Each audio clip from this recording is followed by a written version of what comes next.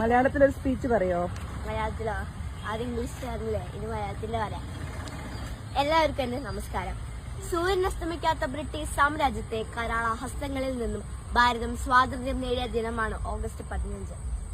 1947 August 15 ഓരോ ഇന്ത്യക്കാരുടെയും സ്വാതന്ത്ര്യത്തിന്റെ അനന്തവിഹായസിലേക്ക് പറന്നുയർന്ന ദിനമാണ്. ഇന്ത്യക്കാരുടെ പുനർജന്മത്തിന്റെ ദിനം. ആ പുണ്യദിനം നാം ഓർക്കുകയും ആഘോഷിക്കുകയും ചെയ്യുമ്പോൾ ഭാരതത്തിനോടുള്ള സ്നേഹവും കൂറും നമ്മിൽ പ്രകടമാകുന്നു.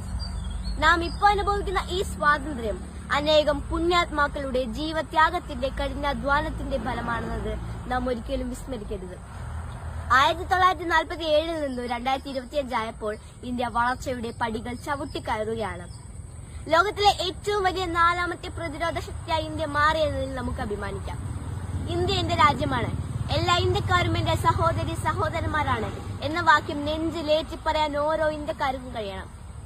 നാനാത്വത്തിൽ ഏകത്വമാണ് നമ്മുടെ ഏറ്റവും വലിയ സവിശേഷത. എന്നാൽ ഇന്ന് ജാതിയുടെയും മതത്തിന്റെയും വർഗത്തിന്റെയും വർണ്ണത്തിന്റെയും പേരിൽ, രാഷ്ട്രീയത്തിന്റെ പേരിൽ മനുഷ്യർ തമ്മിൽ ഇല്ലാതാവുകയാണ്.